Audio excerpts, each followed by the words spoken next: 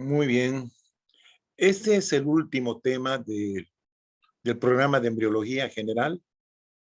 Sería hasta este tema, incluyendo que van a dar su primer parcial. La fecha y el modo ya lo vamos a programar. Yo pienso que va a ser en el curso de la próxima semana. Yo les voy a avisar con tiempo mediante la plataforma o bien mediante sus auxiliares.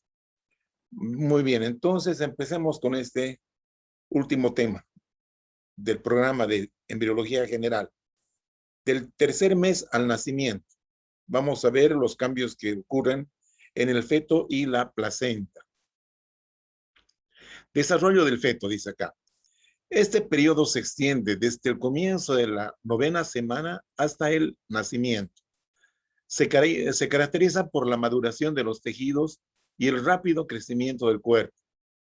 Es posible en esta época detectar defectos congénitos mediante estudios prenatales, vale decir, ecografía, eh, eh, esos estudios con sonido, ultrasonido, en fin. El sistema nervioso central permanece vulnerable a lesiones, o sea que es aconsejable tratar de no cometer excesos, ¿no?, durante todo el embarazo.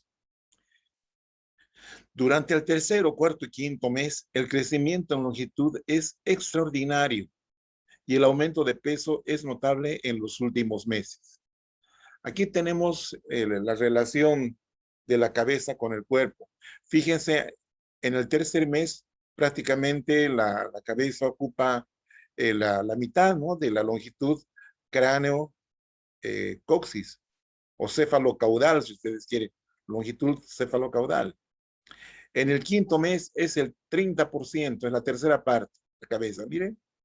Y el momento de nacer es el 25%, la cuarta parte. Entonces es importante el desarrollo y crecimiento del cuerpo del feto. Bien. Cambios según los meses. ¿Qué pasa durante el tercer mes? El desarrollo de la cabeza se vuelve más lento en relación al resto del cuerpo. Durante el tercer mes, la cara adquiere un aspecto más humano. Las extremidades alcanzan su longitud relativa.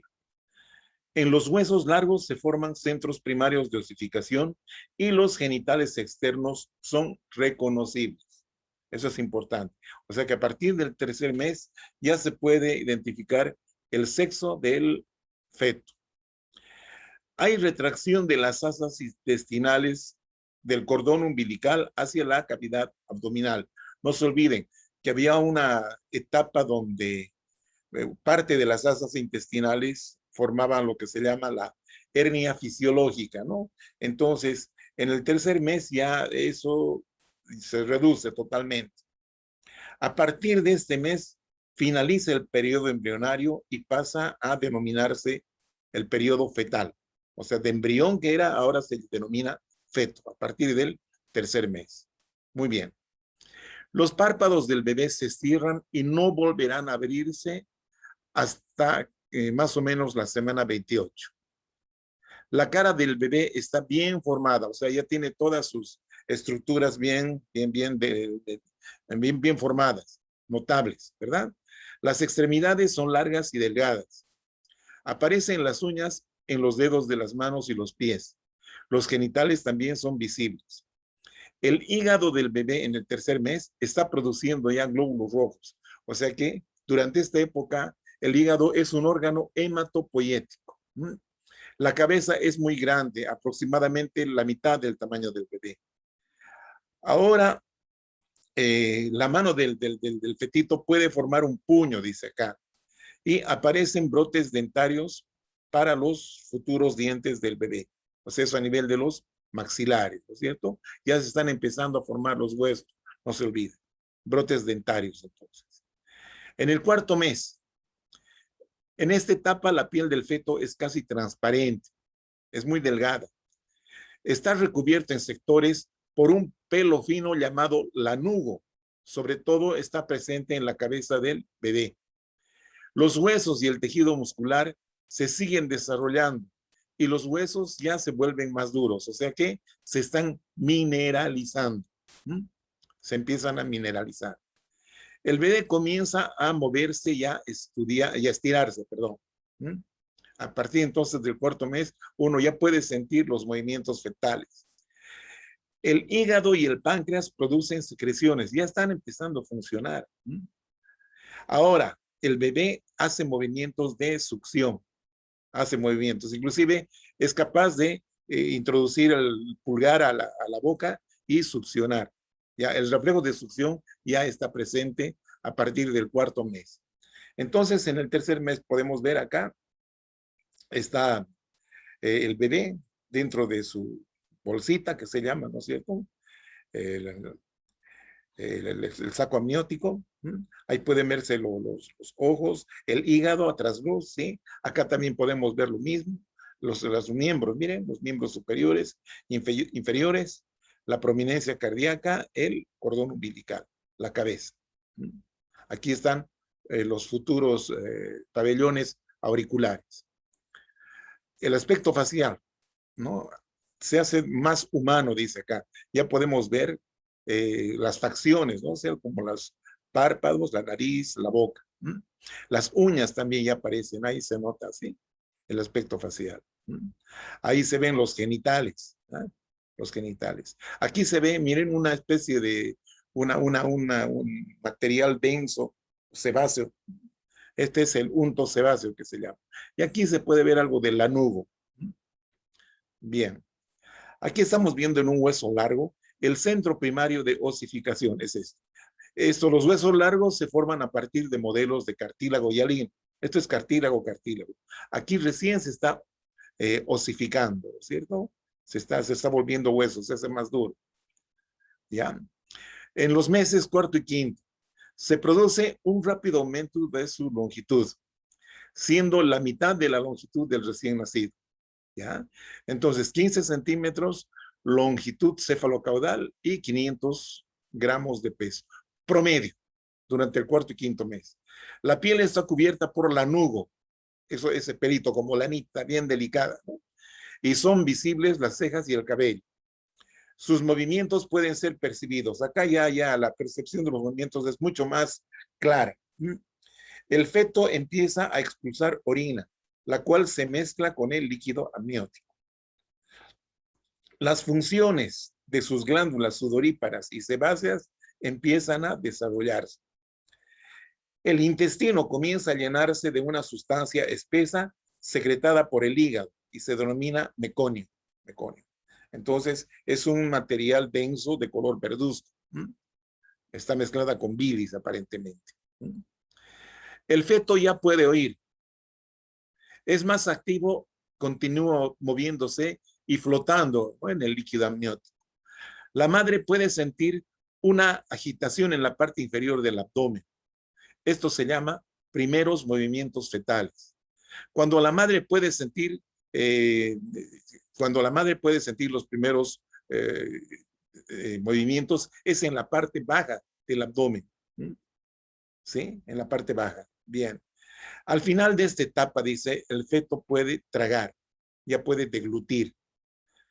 Los dientes de leche ya se han formado dentro de los alvéolos, no han salido todavía. Los dientes salen de sus alvéolos recién en la vida postnatal, al quinto, sexto, séptimo mes, ¿no? Después del nacimiento. En el cerebro se crean millones de neuronas. Y ya es prácticamente igual a cuando será cuando complete su formación una vez que haya nacido. O sea que durante el mes cuarto y quinto prácticamente están produciéndose todas las neuronas que se van a utilizar durante toda su vida. O sea que este número va a ser igual después de que haya completado su formación y una vez que haya nacido. Eso significa eso. Bien. Segunda mitad de la vida intrauterina. El peso aumenta considerablemente en los últimos meses. Al comienzo del sexto mes, la piel es arrugada por falta de tejido subcutáneo, por falta de grasa, tejido subcutáneo. El aparato respiratorio y el sistema nervioso central no están completamente maduros. Por lo tanto, no hay coordinación entre ambos. O sea que si es que este niño tendría que salir del claustro materno, tendría muy pocas posibilidades de sobrevivir, ¿no? Tendría que llevarlo a una incubadora, hacer una serie de tratamientos, etcétera. Bueno, entonces estamos hablando de la segunda mitad de la vida intrauterina, ¿no es cierto? En los meses 8 y 9 y al final prácticamente, el contorno corporal se redondea por depósito de grasa subcutánea, ¿sí? Y se rodea, dice, ¿no? El contorno corporal, de un material graso, denso, que se llama unto sebáceo o vernix caseosa. El cráneo tiene mayor circunferencia. La médula comienza a producir elementos sanguíneos. O sea que el hígado ya deja de ser un órgano hematopoyético, sino, ¿por qué? Porque esa condición se traslada, si vale el término, a la médula ósea, que en definitiva es la que se encarga de producir elementos sanguíneos. Muy bien. Ahí tenemos un feto de 16 semanas, ¿no es cierto? Y ya las extremidades están completas, ¿sí? Su cordón umbilical, la placenta se ve acá, ya, y está el saco amniótico y el líquido, ¿no es cierto? Está en el líquido. Se pueden ver los párpados, el pabellón auricular también. Ahí se ve en el 8º mes, miren, ahí están las cejas y este material sebáceo que les digo, ¿no? Es el vernix o el unto sebáceo y los pelitos de la cabeza, que en este momento se llama lanugo, lanugo. Puede estar en la espalda, aquí en el dorso de las manos también se puede observar. En fin, bien. Este cuadro nos muestra algunos cambios que se suceden durante la vida fetal, ¿no es cierto? Y aproximadamente a la edad intrauterina, ¿no? En semanas. Aparición de las papilas gustativas, o sea, el sentido del gusto, a las 7 semanas, dice acá. El reflejo de la deglución a las 10 semanas. Movimientos respiratorios entre las 14 y 16 semanas. Movimientos de succión a las 24 semanas. Percepción de algunos sonidos, 24 a 26 semanas. Ojos sensibles a la luz a las 82, ¿sí? 82 semanas. Bien. Entonces, acá hay un detallito, dice. El reconocimiento de la forma y el color se desarrolla en el periodo postnatal. O sea que el sentido de la vista se completa después del nacimiento. Ya. Bueno. Momento del nacimiento. El momento del nacimiento se calcula, ¿no es cierto? Pues, hay varias reglas, ¿no es cierto? Varias formas. Por ejemplo, acá dice, el cálculo de la fecha se realiza 280 días o 40 semanas después de la fecha de la última menstruación o regla, ¿no es cierto? Fecha de última regla, ¿sí?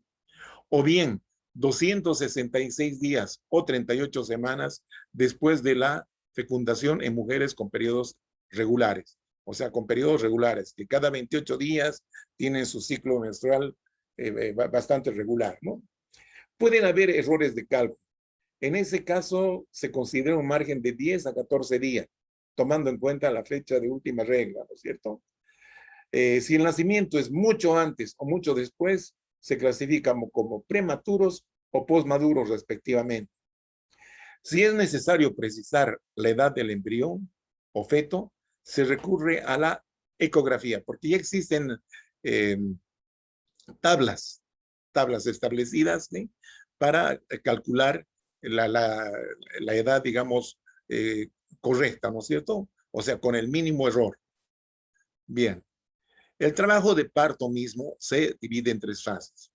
1, borramiento, significa el adelgazamiento, acortamiento y dilatación del cuello. Dilatación, o sea, del orificio cervical externo, ¿sí? Del útero, ¿no? Esta etapa termina cuando el cervix alcanza su dilatación completa, o sea que el canal endocervical se abre completamente, más o menos alcanzando el diámetro de la cabeza del feto en condiciones normales. Después viene la expulsión del feto y a los 30 o 40 minutos viene el alumbramiento, que se refiere a la expulsión de la placenta y sus membranas fetales. ¿ya?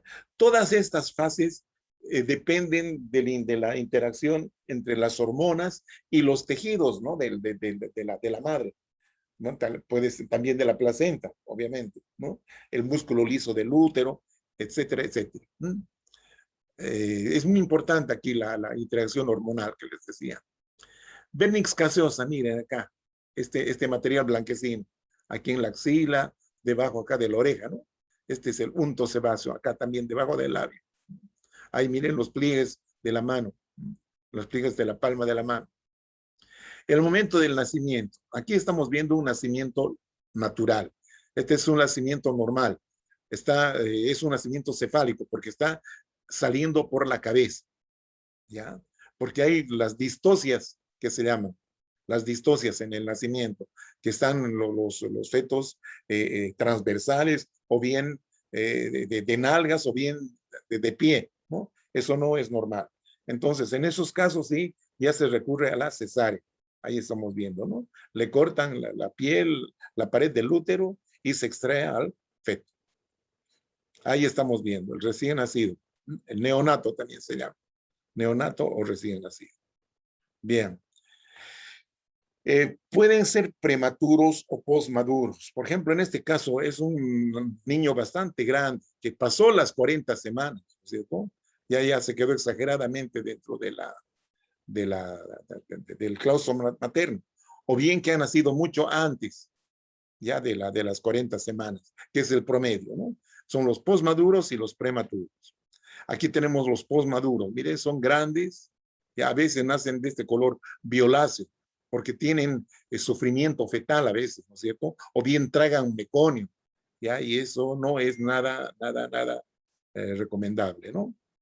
Entonces, las causas de la postmadurez pueden ser causas endocrinas, paracrinas, entre el feto y la placenta. Por ejemplo, la hipoplasia suprarrenal, ¿ya? Alteraciones a nivel de la hipófisis y o bajos niveles estrogénicos. Puede haber predisposición genética o familiar, padres, hermanos de la paciente que hayan tenido ya el antecedente de este problema. Mecanismo del desencadenamiento del parto.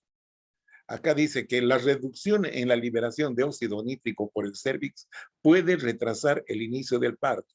O sea que no se dilata ese cérvix. Entonces ahí queda preso el fetito ahí adentro, ¿no? Porque no se dilata el canal del parto. Otros factores implicados en la gestación prolongada son raza blanca, sí, la obesidad. También se dice que la madre con diabetes es propensa a este problema de la posmadurez. También el hipotiroidismo, ¿sí? Ya son cuestiones de ambientales o de la madre, ¿no? Bien. Bajo peso al nacer. O sea, los que nacen con un peso menor al normal, ¿no es cierto? Se considera retardo del crecimiento intrauterino, RCI, retardo del crecimiento intrauterino, si se encuentran 10% por debajo del peso esperado para una edad de gestación determinada.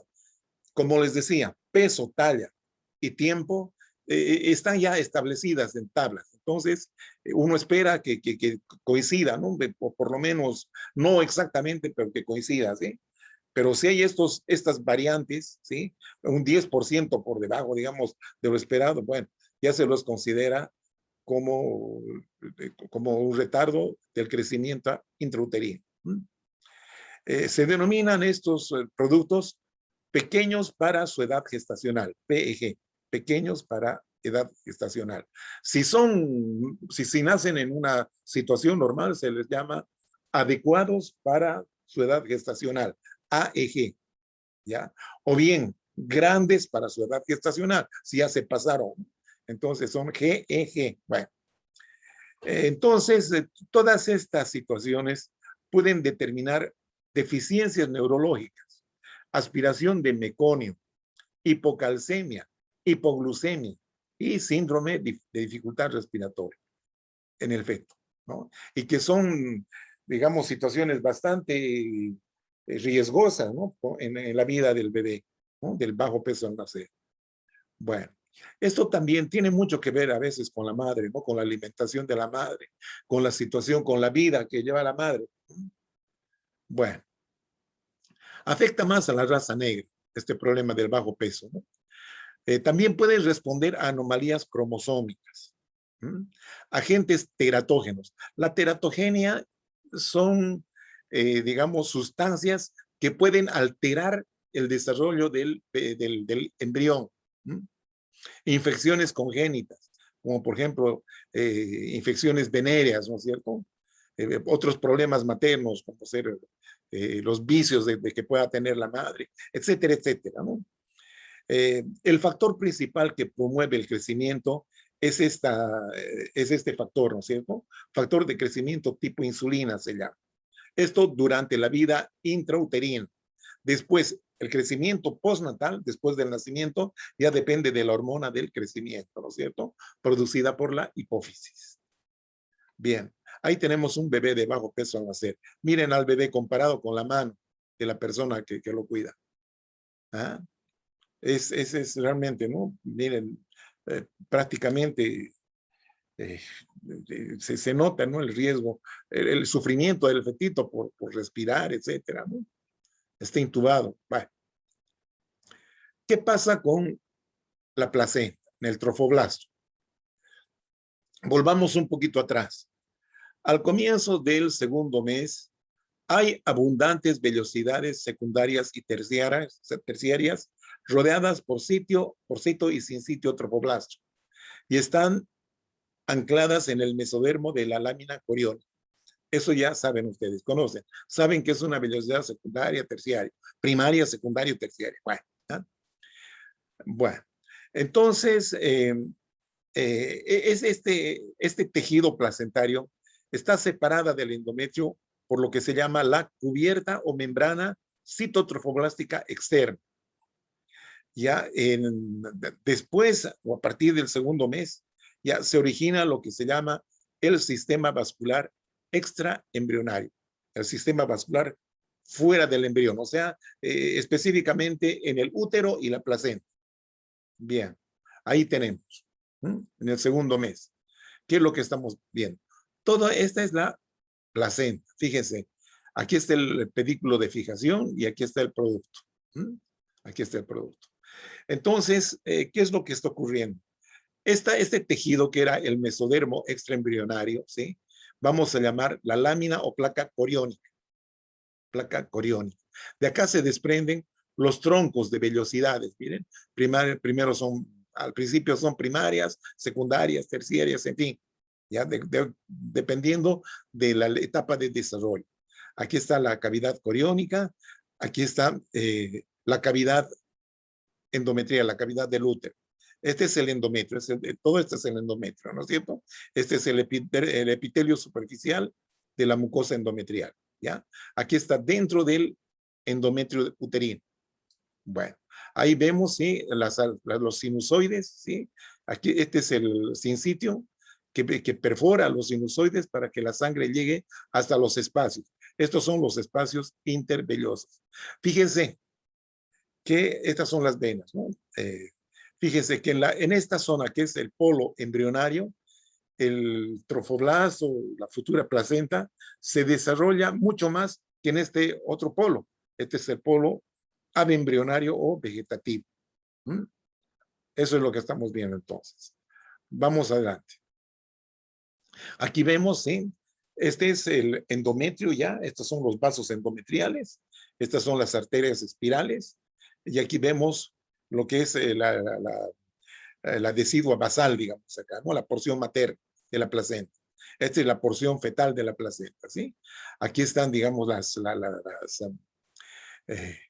las cavidades, ¿sí? Las cavidades, o también se llaman cotiledones, ¿sí? Y aquí está el tronco de vellosidades. Estas son las vellosidades. Todo esto es sangre, sangre. Sangre arterial, o sea, aquí se produce el intercambio y sale como sangre venosa, ¿sí? Estos son los los vasos de la placa coriónica y estos son los vasos del cordón umbilical, ¿sí? Son dos arterias y una vena, ¿ya? Dos arterias y una vena. Perfecto. Esta es la placa coriónica, por si acaso. Vamos adelante. Cambios en el trofoblasto, dice acá. Hacia el cuarto mes van desapareciendo las células del citotrofoblasto y algunas células del tejido conectivo en el trofoblasto, ¿sí? Se pueden apreciar los nudos sinciciales, que son fragmentos desprendidos de sincicio que están que se desprenden y están suspendidos en los lagos intervellosos, ¿ya? En los lagos intervellosos. Acá vamos a ver toda esta situación. Miren ustedes. Esto es aproximadamente en la cuarta semana. Este es el trofoblasto. Este es el sincitio. Estas son las lagunas, ¿ya? Y vemos aquí las vellosidades. Este es la placa coriónica y este es el mesodermo, que es, digamos, el tallo, ¿no es cierto? El tallo de las vellosidades, ¿sí? Esta es la vellosidad primaria, secundarias y terciarias. Bueno, entonces, si hacemos un corte acá en estas vellosidades, ¿qué es lo que vamos a ver? Aquí está el mesodermo extraembrionario, ¿no es cierto? El mesodermo extraembrionario. ¿Ah? Aquí vemos el citotrofoblasto y luego el sincitio trofoblasto. Ahí vemos un aro de un círculo, ya que está tomando toda esta zona que es la barrera placentaria, ¿ya? O sea, barrera útero-placentaria también se llama. Ya a las 4 semanas están conformadas por el sincitio que está acá. Este es el 2, citotrofoblasto. 3 es el mesodermo, el tejido embrionario. Y 4, el endotelio del vaso sanguíneo. Este es un vaso, ¿sí? Un vaso. Son 3 vasos acá. ¿Ya? Bueno, en el cuarto mes dijimos que empiezan a desaparecer células, ¿no es cierto? Tanto del citotrofoblasto como del mesodermo, ¿no? De extraembrionario, del tejido conectivo. Entonces, al cuarto mes, miren cómo se adelgaza esta barrera, donde tenemos el sincitio, donde el vaso está prácticamente pegadito al sincitio, y ahí está el endotelio. Entonces, esta sería la barrera, es mucho más delgada, y esto permite más la difusión, el intercambio entre la sangre materna y la circulación placentaria. Bien, ahí tenemos una placenta durante el primer trimestre, ¿sí? Estas son las vellosidades coriales. Todo este es el tejido del mesodermo extraembrionario, ¿no es cierto? Ahí está, se puede ver citotrofoblasto. Estos son los nudos incisiales. ¿Ah? Esos son, sí, acá también, ¿no? Son células multinucleadas. Aquí está sincitio, miren, este es el sincitio. Células multinucleadas. Bien. En segundo trimestre, ahí están los vasitos. Todavía hay bastante mesodermo, ¿no? Aquí está el cito. Son células bien delimitadas, bonitas. Estos son los nudos incisiales, los vasos, ¿no es cierto? Aquí hay un poco de degeneración del tejido, ¿ya? Y alinización se llama eso. Es de tejido que está degenerado. Ya, estos son los espacios intervellosos, ¿ah? Donde está la sangre materna. Ya, aquí está entrando la sangre a las vellosidades, ¿no es cierto? Para ir a la circulación fetal. Bien. Entonces, en lo que va a ser la futura placenta, vamos a encontrar algunas estructuras, ¿no es cierto? Como el corion frondoso y la decidua basal. Bueno. En las primeras semanas, las vellosidades cubren toda la placa coriónica y dan origen al corion frondoso, ¿sí? Sobre todo esto se nota en el polo embrionario o animal, ¿no? En el polo vegetativo, las vellosidades degeneran, haciéndose más delgadas, y hacia el tercer mes forman el corion leve, corion liso o corion calvo. Cualquiera de estas 3 denominaciones sirve, ¿ya? Entonces, veamos de qué se trata esto. Enseguida. Primero, vamos, ahí está. Entonces, vemos acá el feto en crecimiento, ¿no es cierto? Esta zona que está en relación a la decidua basal se llama el corion frondoso, eso es, ¿sí? Ahí está el cordón umbilical, ¿sí? Esta es la parte más gruesa de la placenta, ¿sí? Ya. Esta que está en la parte vegetativa es más delgada, ¿no es cierto? Entonces, esta vamos a llamar el corion leve o corion calvo. Y esto ocurre más o menos al final del segundo mes, ¿sí? Bueno, vamos a volver a esto. Simplemente quería mostrarles eso. Decidua o lámina decidual, dice acá. decidua, que es lo mismo. Es la porción funcionante del endometrio y está íntimamente unida al corion y se desprende durante el parto. Acá hay una equivocación, un error, ¿no? Está íntimamente unida al corion y se desprende durante el parto. La decidua o lámina decidual, o sea, porción funcionante del endometrio, no se olvide. La decidua basal cubre al corion frondoso y consiste en una capa compacta de células voluminosas ricas en lípidos y glucógeno. O sea que estas son las que brindan nutrimiento, energía, etc. Luego tenemos la decidua capsular, que cubre el polo vegetativo y degenera con el crecimiento de la cavidad coriónica. Luego tenemos la decidua parietal, que cubre el resto de la cavidad uterina. Vamos a tratar de ver esto. ¿Ya? Entonces, eso es lo que estamos queriendo mostrar, ¿no es cierto? Aquí está la decidua, ¿no? La decidua o lámina decidual. ¿Ah? Esta es la decidua basal, porque está juntamente con la placenta en el polo animal del embrión o del feto. Ya, todo este es decidua basal. El resto, digamos acá que está rodeando a la cavidad uterina, ¿sí? Es este es el resto, ¿sí? Es la decidua capsular, que está rodeando a la cavidad coriónica, y aquí, bueno, esta es la cavidad amniótica. La cavidad coriónica está pronto a desaparecer. Estamos aquí hablando del final del segundo mes. Miren, la cavidad coriónica, cavidad amniótica y el embrioncito, ¿ya? Entonces, este tejido decidual que cubre a la cavidad coriónica se llama decidua capsular. Y esta otra decidua que está revistiendo el resto de la cavidad uterina, la vamos a llamar decidua parietal. Decidua parietal. ¿Está bien? Al final del tercer, miren ustedes esto, al final del tercer mes. Esta cavidad uterina prácticamente va a estar ocupada totalmente por las estructuras fetales. ¿Ya? Vean ustedes, la cavidad coriónica desaparece.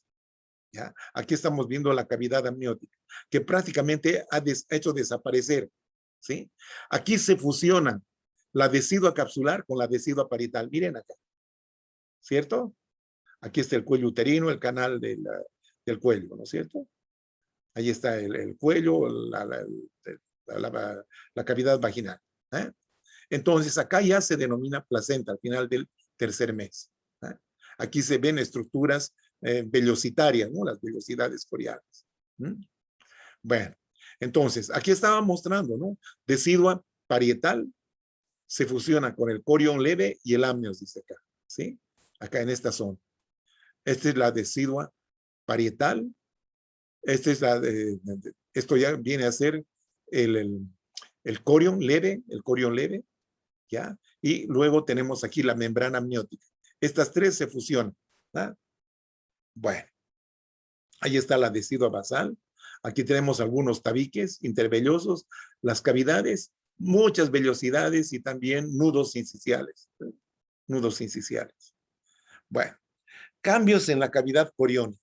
¿Qué pasa con la cavidad coriónica? En etapa ulterior, con el crecimiento de la cavidad coriónica, el corión leve se contacta con la decidua parietal y se fusiona, o sea, en etapa posterior, ¿no? El corión frondoso, que es en la parte donde está el cordón umbilical, ¿no? El corión frondoso, la única porción que participa en el intercambio, ¿sí? El corión frondoso, ¿cierto? Juntamente con la decidua basal, forman la placenta. La fusión del amnios y el corión forma la membrana amniocoriónica, obliterando la cavidad coriónica. O sea, acá desaparece la cavidad coriónica, ¿verdad? Lo que les mostraba. No sé si podemos volver acá. Miren, ahí está la cavidad coriónica. Con el crecimiento, ¿sí? Del producto, esta cavidad desaparece. ¿Ya? ¿Y qué es lo que va a ocurrir? El corión leve se fusiona con la membrana de la cavidad amniótica, ¿no es cierto? Y formando aquí, al fusionarse, forman la membrana amniocoriónica. Eso es. Acá ya se ha formado la membrana amniocoriónica. Aquí hay decidua, bueno, decidua parietal, ¿no? Esta es la placenta, más la decidua basal van a formar la placenta. ¿Eh? Este es el corión frondoso, más la decidua basal forman la placenta. Bueno, eso es lo que decía. Bien. Estructura de la placenta. Hacia el comienzo del cuarto mes, la placenta presenta una porción fetal y una porción materna, o una cara fetal y una cara materna. Los espacios intervellosos se llenan de sangre materna y forman los lagos. Y las vellosidades tienen un aspecto arborescente, como arbolitos, rodeados por sincitio fetal. ¿Ya? Ahí tenemos, ¿sí? La placenta, ¿sí? Aquí vemos la decidua basal, este es el músculo del útero, y aquí tenemos el corión frondoso. La placenta es esto más esto. Este entonces, la superficie materna de la placenta, y esta es la superficie fetal, ¿no es cierto? Que está representada por la membrana amniocoriónica. Ahí está, amniocoriónica. Bien. Hacia el cuarto y quinto mes, la decidua forma varios tabiques deciduales entre los espacios intervellosos, pero no llegan hasta la lámina coriónica. Estas están cubiertas por una capa de células sinciciales. Esta tabicación divide a la placenta en compartimientos o cotiledones. Veamos. Ahí estamos viendo nuevamente, ¿no es cierto? La placa coriónica, los vasos coriónicos, los vasos umbilicales. Cada una de estas es un lago, ¿no es cierto? Estos son los tabiques, son tejido decidual que se insinúa, pero no llegan hasta la placa coriónica. Mire, hasta ahí nomás. ¿Eh? Estos son los tabiques que separan a la estructura placentaria en estas estructuras, que son los lagos, ¿no es cierto? O también llamados cotiledones. ¿Eh? Aquí está la estructura, ¿no?, de las vellosidades con su vasculatura. ¿Eh? Esta es la pared muscular del útero y esta es la decidua basal. Este es el corión frondoso. ¿Eh? Son las arterias espirales de la madre que penetran y liberan sangre a los espacios intervellosos, que van a tener su intercambio con los vasos de las vellosidades. ¿Eh? Los vasos vellositarios. Ahí están los tabiques deciduales. Bien. Ahí vemos, este es un lago. Un lago. Estos son los tabiques intervellosos. Esta es la placa coriónica. Todas estas son vellosidades, ¿no es cierto? Estos son los espacios intervellosos, que se llena de sangre materna. ¿Ya? Los tabiques, este es deciduo, ¿no es cierto? Decidua basal. Placenta a término. Es un órgano discoide que mide entre 15 a 25 centímetros de diámetro por 3 centímetros de espesor y pesa entre 500 a 600 gramos. Es expulsada aproximadamente a los 30 minutos después del parto. En esta situación que se denomina el alumbramiento. ¿Se acuerdan? Bien. La superficie materna presenta entre 15 a 20 cotiledones, separados por tabiques, ¿no? Los tabiques deciduales. El lado fetal está cubierta por la lámina coriónica y muestra vasos gruesos. ¿Ya? Entonces, esta es en realidad la membrana amniocoriónica, ¿se acuerda? Ya, donde también se encuentra la inserción del cordón umbilical. Hay una situación que es la inserción velamentosa del cordón umbilical. Es la inserción en la lámina coriónica, o sea, fuera de la placenta. Bueno, vamos a ver esto. Ahí estamos viendo una placenta térmica, ¿sí? Aquí está el amnios cortado, ahí están los vasos gruesos, cordón umbilical. Generalmente está en el centro, ¿sí? Esta es la cara fetal. Acá abajo está la cara materna. Entonces, el cordón umbilical, como les decía, está insertado en el centro o un poquito más para un lado o para el otro, no hay problema, ¿ya? Aquí vemos la cara materna. Estos son los cotiledones, ¿no es cierto? Entonces, aquí hemos quitado la decidua basal y vemos, ¿no es cierto?, los tabiques, estos son los tabiques, ¿ya? Que separan a los cotiledones, ¿ya? A los cotiledones. Acá estamos viendo lo mismo, ¿sí? La cara fetal, la cara materna, los cotiledones, cordón umbilical. Aquí está la membrana amniocoriónica. ¿Eh? Ahí está el fetito, aquí está la membrana, el cordón umbilical. ¿Sí? Este es el abdomen de la madre, ¿no es cierto? Bueno, ahí está la cara fetal de la placenta, el cordón umbilical, ¿sí? Esta es la membrana, ¿sí? Amniocoriónica, o la membrana coriónica, como quiero, amniótica, o lo que quieran, no hay problema. Estos son los vasos, ¿no es cierto? Gruesos, muy visibles. La inserción del cordón casi siempre es en el centro. Ahí estamos viendo la cara materna. Por debajo está el cordón umbilical y estos son los cotiledones, separados por estas incisuras que vendrían a ser los tabiques, ¿no es cierto? Los tabiques deciduales. Aquí vemos, miren la inserción velamentosa, fuera de la placenta, fuera de la placenta. Está en el corio mismo, en la placa coriónica misma. Inserción velamentosa. Circulación placentaria. Los cotiledones reciben sangre a través de las arterias espirales del endometrio, claro, que entran a los espacios intervellosos con cierta presión, bañando las vellosidades con sangre oxigenada. O sea, a través de las arterias llega la sangre oxigenada hacia los espacios intervellosos de los cotiledones, obviamente. La sangre venosa retorna desde los vasos coriónicos a los lagos, o sea, los espacios, ¿no? Luego a las venas maternas. En conjunto, los lagos intervellosos contienen alrededor de 150 mililitros de sangre, que se recambia 3 a 4 veces por minuto. ¿Ya? Entonces, veamos este asuntito. Esto me interesa. Esto, no, veamos acá, mira. Ahí está la arteria espiral, introduciendo sangre, ¿no es cierto? Acá al lago este, ¿no es cierto? Al lago. Esto es lo mismo, simplemente para estudiar estamos viendo diferentes esquemas. Entonces llega, ¿no es cierto?, con mucha presión y la sangre fluye, ¿no es cierto?, así, llena el espacio, ¿ya? Para luego intercambiarse con los vasos de las vellosidades y luego pasan a los vasos coriónicos y luego a los umbilicales. Ahí están las arterias espirales y las venas endometriales, que son estas. ¿Está bien? Volvamos a donde estábamos. Bien.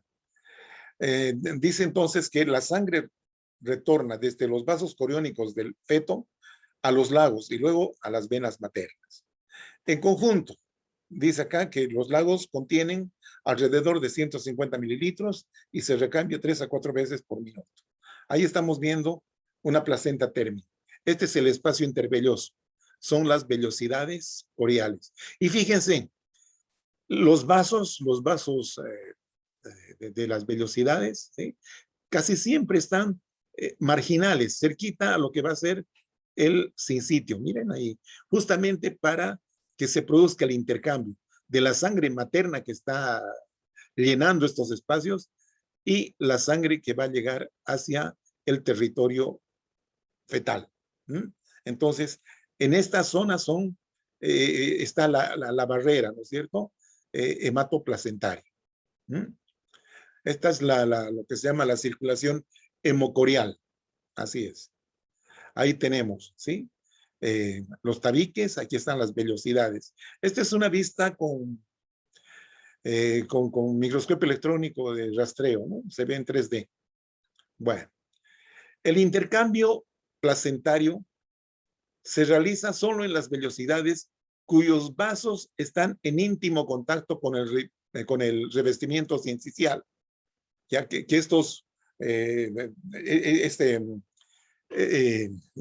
estas estructuras presentan una especie de ribete en cepillo, ¿no es cierto? Son como plegamiento, ¿no?, de sus membranas celulares para aumentar la superficie de intercambio. Es eso. La membrana placentaria o barrera, que también se llama, separa la sangre materna y la fetal.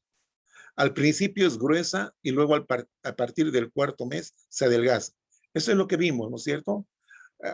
Hemos visto que en la cuarta semana es bastante gruesa porque tiene de afuera hacia adentro, ¿no? Sincitio, citotrofoblasto, el mesodermo extraembrionario y luego viene el endotelio del vaso, ¿ya? Eso es alrededor de la cuarta semana. Pero en el cuarto mes se adelgaza, solamente quedan el endotelio del vaso y el revestimiento del sincitio trofoblasto, ¿ya? El revestimiento sincicial o sincitial. Bueno, eso es lo que estamos viendo acá, ¿no es cierto? Esta es la placenta. Ahí están los vasos umbilicales. ¿Eh? Dos arterias, una vena. Ahora, lo interesante es que en el intercambio, la sangre materna llega a estos lagos, ¿sí? A los lagos, sí, sí, a los lagos vellosos, ¿sí? Entonces, la sangre materna, que era arterial, la sangre arterial materna, entra por las arterias umbilicales. Perdón, entra por las venas, sí. Entra por la vena umbilical, sí. Por la vena. O sea, la vena umbilical contiene sangre arterial, ¿ya? Que es una sangre rica en oxígeno, nutrientes, hormonas que llegan con la sangre materna. En cambio, el retorno es sangre ya venosa que retorna por las arterias, miren ustedes. ¿Ya? Lo contrario a la regla, ¿no es cierto? Pero es así. Entonces, por las arterias regresa residuos, dióxido de carbono, producidos por el feto, ¿no es cierto? Eso es interesante, eso es hay que tomar en cuenta eso. Ahí vemos, ¿no? Una placenta a término. Ahí está el revestimiento sincicial, estos son los vasitos. Generalmente tienden a irse a la periferia para producir la barrera, ¿no? Una barrera delgada. Estos son los vasos que van a estar presentes en el intercambio. Este es el espacio intervelloso que está lleno de sangre materna, ¿sí? Esta ya es la sangre de la placenta que va a ir hacia el feto. Funciones de la placenta. Intercambio de gases, oxígeno y CO2, dióxido de carbono. También existe intercambio de nutrientes y electrolitos, como ser aminoácidos, ácidos grasos libres, hidratos de carbono, vitaminas. Transmisión de anticuerpos maternos, sobre todo la IgG, que llega de la madre hacia el feto, ¿no es cierto? Para brindarle una inmunidad natural o pasiva al feto. La hormona también produce hormonas. Hacia el cuarto mes produce progesterona, estradiol, que contribuye al crecimiento del útero y desarrollo mamario.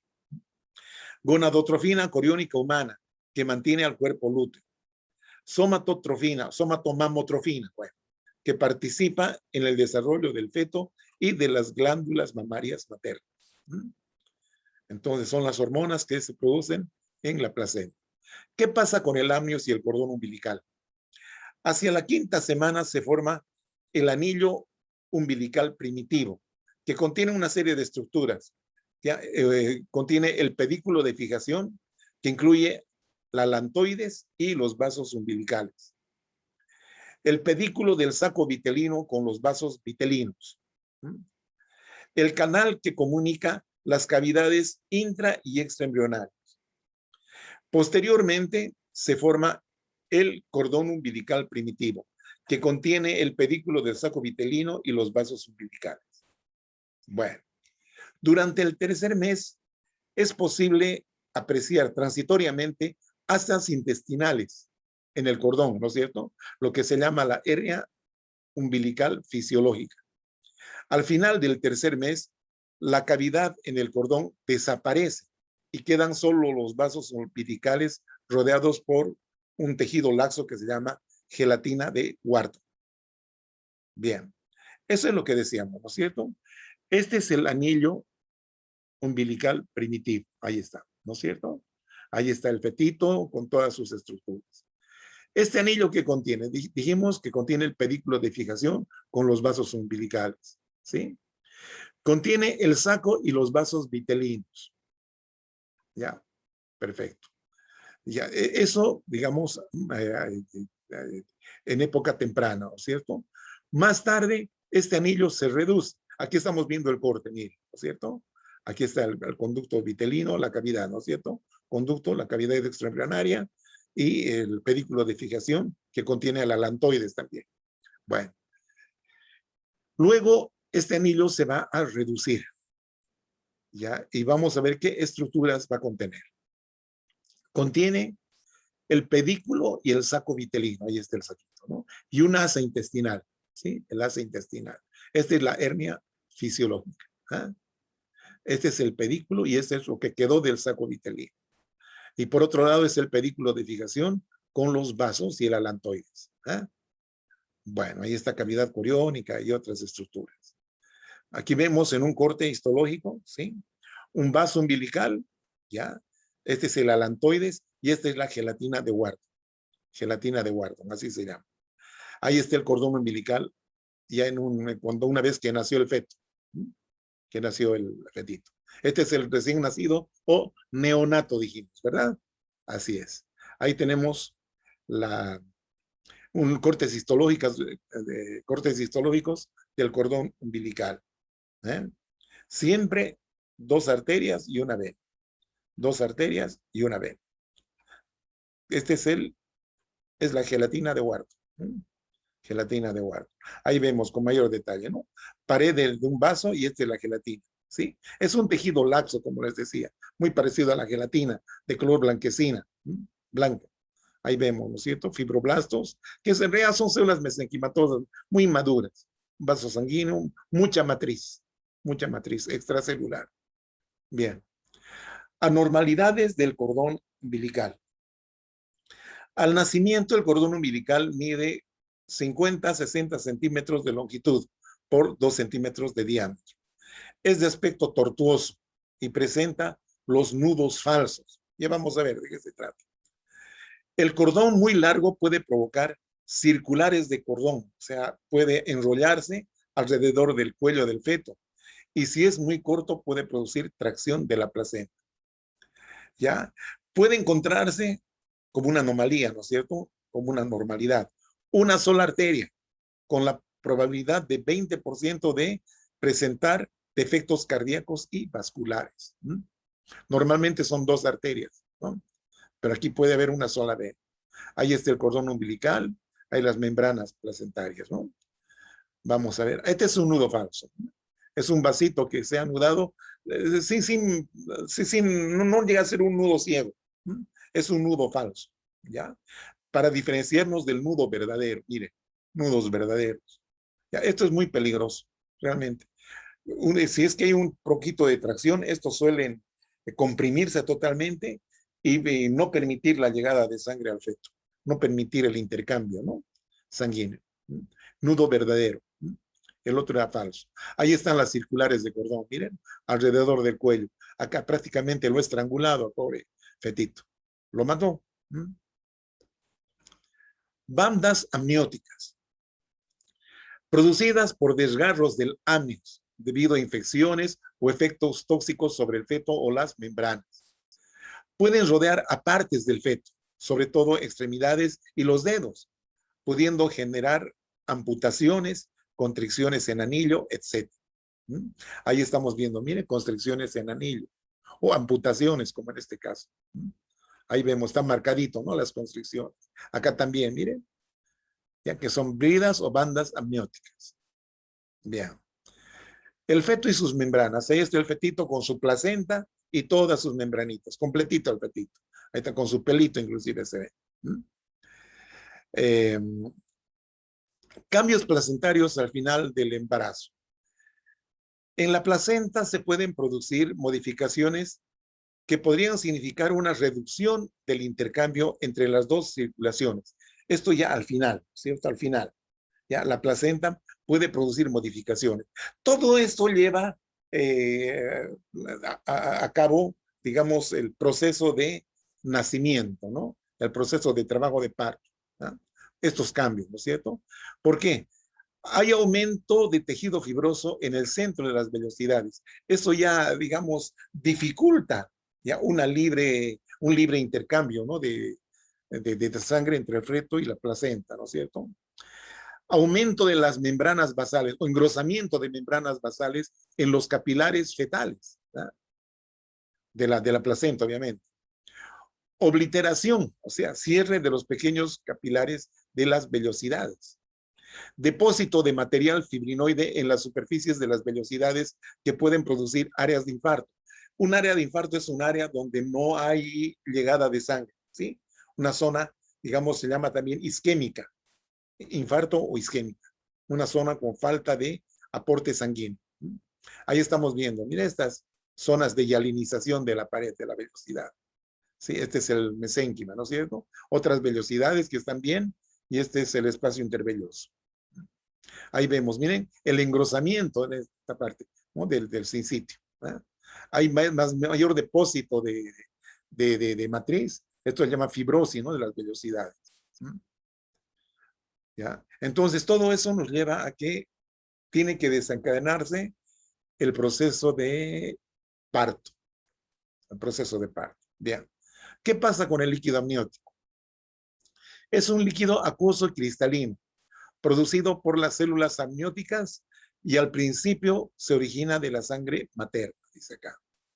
La cantidad varía desde 30 mililitros a las 10 semanas hasta 800 y 1000 mililitros a las 37 semanas. Vale decir a término, ¿no? Al final. Ahí tenemos, miren, la bolsita, la bolsita con el fetito y el líquido ahí afuera. Ahí tenemos, ¿sí? El líquido amniótico, transparente, blanquecino. Ahí está el fetito. Funciones del líquido amniótico. Amortigua las sacudidas. Impiden que el embrión se adhiera al amnios, a la membrana, ¿no es cierto? Permite los movimientos fetales. El recambio del volumen se da cada 3 horas. A partir del 5º mes, el feto traga líquido en una proporción de 400 mililitros por día, 50% del volumen total. En el 5º mes se añade la orina del feto al líquido. Eso también tragan. ¿Ya? Algunas anormalidades en cuanto a la cantidad de líquido amniótico, ¿no? El hidramios o polihidramios, aumento excesivo de líquido amniótico, de 1500 a 2000 mililitros. En la mayor parte de los casos no se conoce la causa. Puede ser por diabetes materna, defectos congénitos en el sistema nervioso central, atresia de esófago que no está pudiendo tragar, etcétera, etcétera. ¿Ya? Lo contrario es oligohidramio, reducción del volumen de líquido, ¿no es cierto? Menos de 400 mililitros. La causa puede ser agenesia renal, miren ustedes. La ruptura prematura del amnios puede provocar parto prematuro o algunas alteraciones físicas, ¿no? Como el pie sambo o hipoplasia pulmonar o una falta de desarrollo del pulmón. Eso se refiere. Ahí tenemos un polihidramio. Mira qué cantidad. Ahí está el fetito. La pancita va a reventar de esta señora. Y muy bien, jóvenes, hasta aquí es el material para el primer parcial. Como les vuelvo a reiterar, voy a avisarles mediante los auxiliares o bien publicar en la plataforma. Ya, que estén bien. Hasta una otra oportunidad.